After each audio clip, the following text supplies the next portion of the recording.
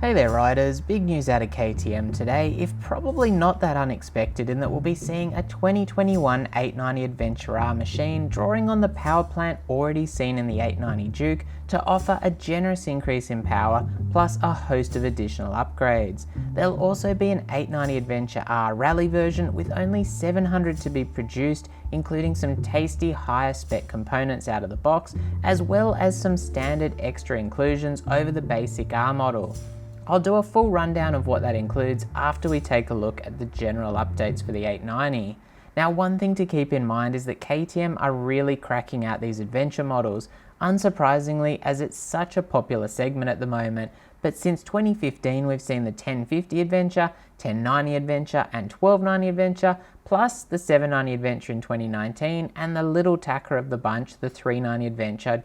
That history does stretch back to the 620 Adventure, however, in 1997. Now, the big ticket item on the 890 Adventure is, you guessed it, the 890 power plant or 889cc 4-stroke double overhead cam parallel twin, running a bore and stroke of 90.7 and 68.8.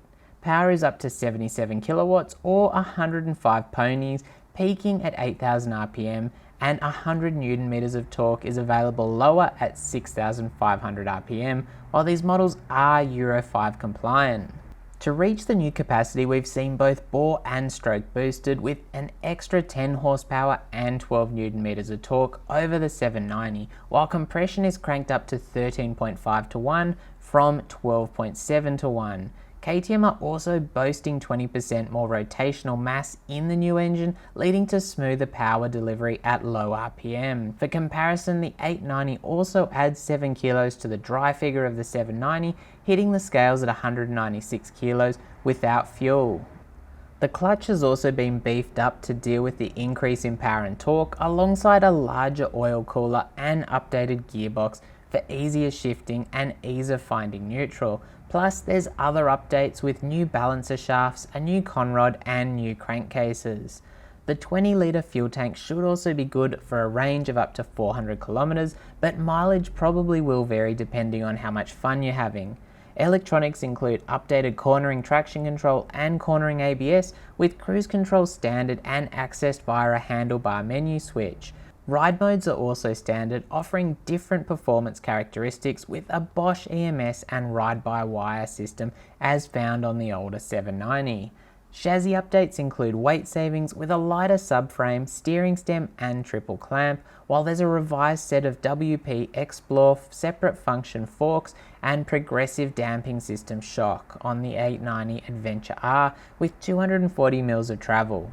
Adjustability is compression, rebound and preload adjustability on the forks, with the same on the rear but including high and low speed compression adjustment. Brakes are a beefy 4-piston caliper on dual 320mm rotors on the front with revised front master cylinder, while the rear runs a 2-piston caliper on a 260mm rotor. The rear caliper runs a new isolated piston system to allow better heat dissipation and performance during extended use, with a stainless steel rear brake hose as well. Naturally, the 890 retains the ergonomics of the 790 Adventure with the low fuel tank for centre of gravity and weight centralisation, dirt bike styled seat and isolated front mask. Wheels are the same units as found on the 790, a 21-inch front with 90x90 tyre and an 18-inch rear with 150x70 tyre. However, the hubs are now anodised instead of powder coated, which KTM promise will offer better wear.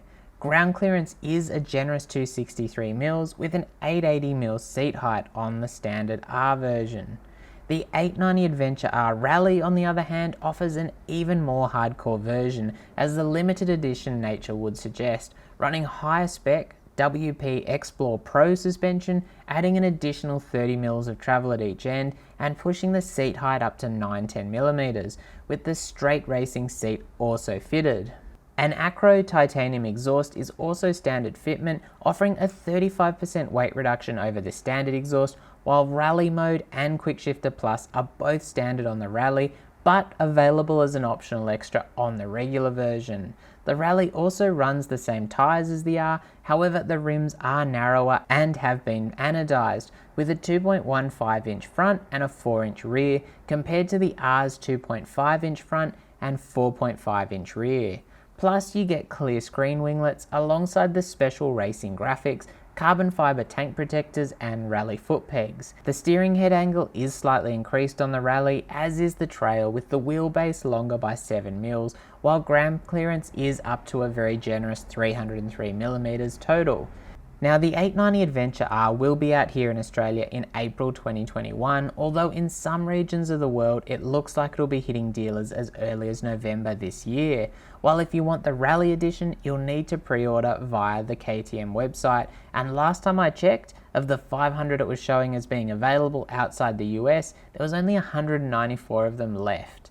So overall, while this isn't an entire overhaul, with KTM taking all the winning factors of the 790 Adventure across to the new 890, we are seeing a pretty decent list of updates and optimizations, with more performance overall, if a little more weight as well. We don't have local pricing yet, but it'll be interesting to see how it compares to the 790 Adventure R, which is retailing for $22,695 out the door here in Australia, $1,500 more than the standard non-R 790. Obviously there's a fairly big gap in specs, but the Tenere 700 is $17,300 on the road out the door by point of comparison. So what do you think of KTM bringing out the 890 Adventure? Did we need it after the 790 version's recent release, or is it a matter of having at least 100 plus horsepower or going home these days? KTM couldn't have foreseen the current issues with COVID, travel restrictions and the effect that has on the market, but maybe the 890 Adventure is just what you need in case it turns into a zombie apocalypse. Let me know your thoughts in the comments, and if you've enjoyed the video, sub and hit that notification bell. As always, stay safe out there and thanks for watching.